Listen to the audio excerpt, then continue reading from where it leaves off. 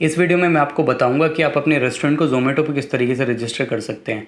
आज के टाइम पे अपने रेस्टोरेंट को या कोई भी फूड बिज़नेस है उसको ज़ोमैटो या स्विगी पे रजिस्टर करना काफ़ी ज़्यादा इंपॉर्टेंट हो गया, क्योंकि आपको एक एडिशनल विजिबिलिटी मिलती है, एडिशनल कस्टमर्स मिलते हैं जिनको आप अपने जो सर्विसेज हैं वो मार्केट कर सकते हैं। तो अभी मैं आपको स्टेप बाय स्टेप बताता हूँ कि अपने बिज़नेस को आपको ज़ोमैटो पे किस तरीके से रजिस्टर करना है। हम स्टार्ट करते हैं। सबसे पहले हम जाएंगे zomato.com पर।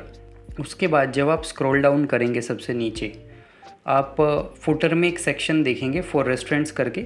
उसमें दो आपको ऑप्शंस होंगे, पार्टनर विद अस। तो आपको सबसे पहले पार्टनर विद अस पे क्लिक करना है। मैं क्लिक कर देता हूँ अभी पार्टनर विद अस पे। उसके बाद सेकंड स्टेप में ये वाला पेज खुल के आ जाता है, zomato.com/partner with us।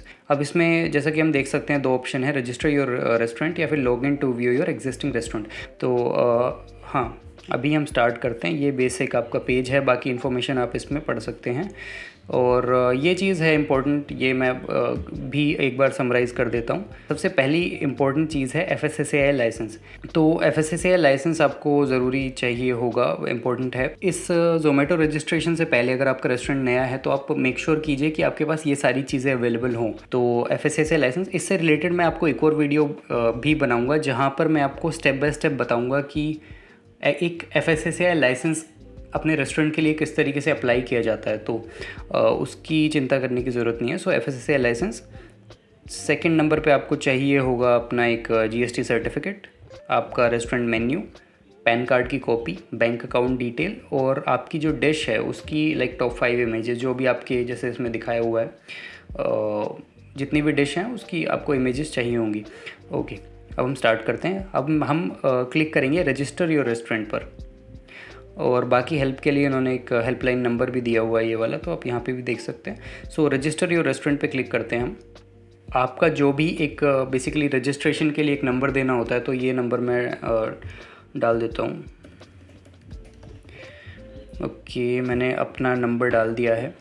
एक बार आपने अपना नंबर डाल दिया, OTP डाल दिया, उसके बाद फिर आपको ये कुछ इन्फॉर्मेशन हैं जो फिलअप करनी होंगी बेसिकली। इनको मैं एक बार समराइज़ कर देता हूँ। ये जो इनका रजिस्ट्रेशन फॉर्म है, द कॉफ़ी कैफ़े, और उसके बाद फिर हम अपने रेस्टोरेंट का कंप्लीट एड्रेस डाल देते हैं। फॉर एग्ज़ाम्पल ओके, तो अभी उदाहरण के तौर पे मैंने ये वाला एड्रेस इसमें डाल दिया है। तो जो आपके रेस्टोरेंट की लोकेशन है वो आपको मैप में लोकेट करनी है। अब इन्होंने पूरा का पूरा मैप दिया हुआ है। आपके पास दो ऑप्शन है कि अगर आप रेस्टोरेंट में अवेलेबल हैं उस टाइम पे, तो आप इसको लोकेशन एक्सेस देके डिटेक्ट क्लिक कर सकते हैं, और ये ऑटोमेटिकली आपकी करंट लोकेशन को डिटेक्ट कर लेगा। और नहीं तो फिर आप अपने कोऑर्डिनेट्स मैन्युअली भी डाल सकते हैं, बट हम आगे बढ़ते हैं, इन्होंने डिटेक्ट कर लिए। ओके, रेस्टोरेंट एड्रेस डिटेल, आपने सारी डिटेल्स इसमें फिलअप कर दी हैं। Delhi NCR Delhi. Contact number at the restaurant. अब इसमें क्या है, आपके जो रेस्टोरेंट में कोई जो भी कॉन्टैक्ट नंबर होगा, अब आपने फिर से आपको वेरीफाई पे क्लिक करना है। आपको फिर से OTP मिलने वाला है। मैंने डाल दिया, ये नंबर वेरीफाई हो गया।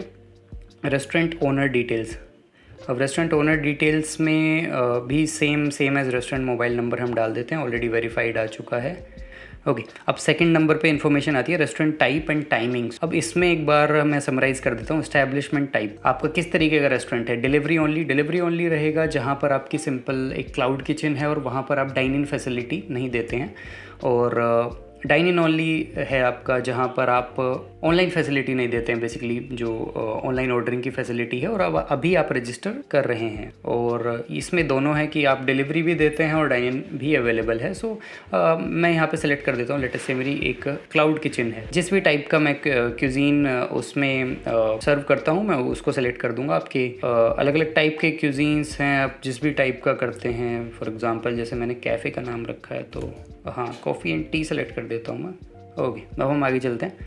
Restaurant operational hours, open set. Latest से मेरा रेस्टोरेंट ओपन हो जाता है सुबह 9 बजे या 8 बजे से हम ओपन कर लेते हैं इसको। नहीं, 7 बजे से कर लेते हैं, और रात को हम इसे बंद कर देते हैं 11:45 पे। ठीक है, अब आप इसमें टाइम स्लॉट्स भी ऐड कर सकते हैं कि इस टाइम से लेके इस टाइम तक की। फॉर एग्जांपल आपका बीच में लंच टाइम होगा या बाकी चीज़ें होंगी, तो आप वो अपना टाइम स्लॉट्स एडजस्ट कर सकते हैं। किस किस टाइम पर ओपन रहेगा वो आप देख सकते हैं कि फॉर एग्ज़ाम्पल संडे को आपको ओपन नहीं रखना है तो आपको इस पर अनचेक कर सकते हैं। इसी के साथ मैं 2-3 चीज़ें और बता देता हूँ कि अभी जैसे ही मैंने रजिस्टर किया है तो अभी मेरे को ये एक ऑनलाइन आईडी मिल चुकी है जो कि मेरी रेस्टोरेंट आईडी है। और फ्यूचर में जब भी आप अपने पीओसीज़ के साथ कोऑर्डिनेट करेंगे, POCs basically point of contact persons होते हैं जो इस ऑनबोर्डिंग प्रोसेस को कंप्लीट होने के बाद बेसिकली आपको ज़ोमेटो से एक कॉल बैक आता है जहाँ पे उनके जो ऑनबोर्डिंग टीम है वो आपकी हेल्प करने के लिए और इन्फॉर्मेशन वेरीफाई करने के लिए, बाकी चीज़ों के लिए आपको कॉल बैक करती है। तो ये जो रेस्टोरेंट आईडी है जो मैं अभी रेफ़र कर रहा हूँ, रेस्टोरेंट आईडी का मोस्टली आपका जो यूजेज है वो यही रहेगा कि आपको एक रेफरेंस नंबर मिल जाएगा और हमेशा फिर उसके बाद आप अपने ज़ोमेटो की जो आउटलेट आईडी है वो इसके थ्रू रेफ़र कर सकते हैं। रेस्टोरेंट इमेजेस, तो अभी मैंने क्या किया, अपने रेस्टोरेंट इमेजेस में जाके एक जो मेरे पास एक इमेज पड़ी हुई थी ऑलरेडी वो एक अपलोड कर दी है। सेकंड नंबर पे जाते हैं फूड इमेजेस में मेरे पास एक पिक्चर पड़ी हुई है फॉर एग्जांपल, तो मैं ये भी अपलोड कर देता हूँ। अब हम नेक्स्ट पे क्लिक करते हैं। ओके, तो बेसिकली अब हमने जो हमारी जितनी भी डिटेल्स हैं रेस्टोरेंट की वो हमने ज़ोमेटो टीम को सबमिट कर दी हैं और उसके बाद वो हमें कॉल बैक करेंगे या फिर कॉन्टैक्ट बैक करेंगे बाकी चीज़ों के लिए अगर उन्हें कुछ ज़रूरत पड़ेगी, टीम वेरीफाई करेगी। अब स्टेप 2 की बारी आती है, register for online ordering. Step 1 हमने रेस्टोरेंट पेज बना दिया था, स्टेप 2 में जाते हैं register for online ordering. General information ये लोग मांग रहे हैं कि किसी ज़ोमेटो रिप्रेजेंटेटिव ने अगर ऑफ़र रेफ़र किया है कि नहीं, अगर किया हो तो उसकी ईमेल आईडी दे दो, नहीं तो रहने दो। Delivery and restaurant timings are same, basically self explanatory system है। यहाँ पर आप अपनी मेन्यू की फ़ोटोज़ अपलोड कर सकते हैं, जो भी आपकी मेन्यू की फ़ोटोज़ हैं। रेस्टोरेंट ओनर डिटेल्स हमने डाल दी हैं। प्रायोरिटी कॉन्टैक्ट नंबर का अब सिंपल मतलब ये होगा कि अगर कोई किसी भी कस्टमर को आपको डायरेक्टली कॉल करना है या फिर ज़ोमेटो टीम को ही कॉल करना है तो वो किस नंबर पे करे, अगर ऑन प्रायोरिटी बेसिस अगर उनको कॉल करना है तो ये इस तरीके की प्रोसेस है, क्योंकि कभी कभी ज़रूरत पड़ जाती है। रिसीव बैंकिंग अकाउंटिंग नोटिफिकेशंस, इसका बेसिकली मतलब है कि जब ज़ोमेटो आपके अकाउंट में पेमेंट लेने के बाद जब सेटलमेंट करेगा तो बाकी जो इन्वॉइसेस हैं या फिर आप जो ज़ोमेटो पे एडवर्टाइजमेंट रन करने वाले हैं।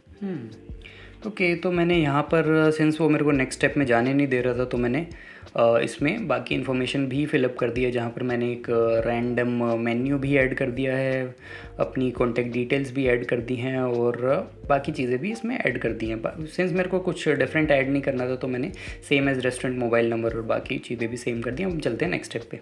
अब ये काफ़ी इंपॉर्टेंट स्टेप है जहाँ पर आपको ज़ोमेटो खुद वार्न कर रहा है, a mistake in this section can lead to delays in onboarding process, please follow all the instructions very carefully. Okay, so यहाँ पर आपको गलती नहीं करनी है। पैन नंबर, अब पैन में आपके दो तरीके की टाइप हो जाएंगे। अगर आपकी अपनी एक प्राइवेट लिमिटेड कंपनी है तो आप उसकी पैन डिटेल्स देंगे, और या फिर अगर आपकी एक प्रोप्राइटरी फर्म है तो आप अपना खुद का पैन नंबर देंगे, तो वो तो आपको लीगली उसमें थोड़ा समझना पड़ेगा। अब चलते हैं जीएसटी इन्फॉर्मेशन पे। Is your restaurant GST registered, yes और no? Okay. Do you charge 5% GST as restaurant service volume menu? और यहाँ पर आपको बेसिक इन्फॉर्मेशन जो है वो सबमिट करनी है। आपको एफएसएसएआई का सर्टिफिकेट नंबर क्या है, एक्सपायरी डेट क्या है, एफएसएसएआई आपको सबमिट करना है एंड बैंक डिटेल्स आपको इसमें फ़िलअप करनी है। अब इसके आगे मैं अपनी डिटेल सबमिट करना नहीं चाह रहा हूँ बेसिकली, क्योंकि ये डेमो अकाउंट है तो बट मैं आपको नेक्स्ट स्टेप की डिटेल ज़रूर बता सकता हूँ कि पार्टनरशिप प्लान में क्या होने वाला है। तो ज़ोमेटो के जो बेसिकली पार्टनरशिप प्लान है वो 3 तरीके के प्लान होते हैं, basic, plus and premium. Okay, अब हम बात करते हैं कि आपको बेसिक में क्या मिलता है। बेसिक में अगर आप देखेंगे तो 23% plus 0% with no extra benefits. Basically 23% तो इसका जो सर्विस कमीशन जो होता है वो है, प्लस जो आप एक्स्ट्रा अपने प्लान के लिए पे कर रहे हैं वो। ओके, तो इसमें आपको मिलता है ऑनबोर्डिंग सर्विसेज। ऑनबोर्डिंग सर्विसेज का बेसिकली मतलब है कि ज़ोमेटो आपको एक पीओसी असाइन करके देगा और उसके बाद आपको ऑनबोर्डिंग के टाइम पे हेल्प करता है। और सेकंड नंबर पे आ जाता है visibility to customers up to 3 kilometres. Okay, और बाकी इसमें कोई बेनिफिट नहीं मिलने वाला है अगर आप ज़ोमेटो को 23% प्लस 0% विद मतलब इस तरीके की इसमें फ़ीस देते हैं। अब हम बात करते हैं प्लस प्लान की, जिसमें आपका 23% प्लस 2% एक्स्ट्रा और ज़ोमेटो चार्ज करता है।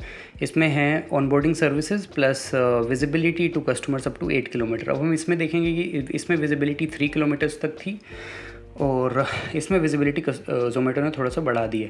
अब access to Zomato gold programme और इसमें आप कुछ ऐड बेनिफिट्स हैं और प्रोफेशनल डिश फ़ोटोशूट आप करा सकते हैं, जिसमें आपको एक फ़ोटोग्राफ़ी पार्टनर मिलता है बेसिकली ज़ोमैटो की ही तरफ से।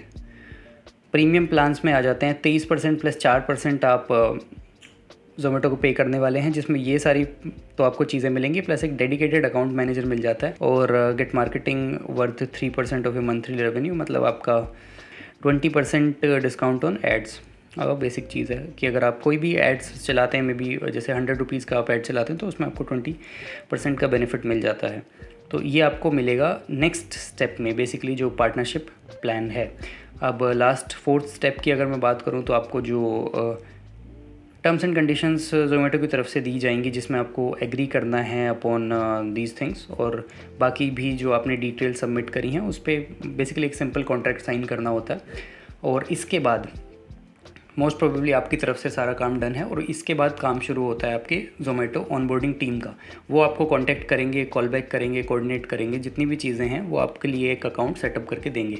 ओके, तो ज़ोमैटो की जो ऑनबोर्डिंग प्रोसेस है मोर और लेस इसमें तो इतना ही था। कुछ वैसे कुछ ज़्यादा इतना इसमें कॉम्प्लिकेटेड नहीं है, बट मेरे को थोड़ी सी इसमें ज़्यादा रिक्वेस्ट आ रही थी कि इस पे वीडियो, तो मैंने सोचा इस पे वीडियो बनानी चाहिए। ओके, तो ठीक है, फिर इसको यहीं पे ख़त्म करते हैं और नेक्स्ट वीडियो में बनाता हूँ स्विगी ऑनबोर्डिंग के ऊपर बेसिकली।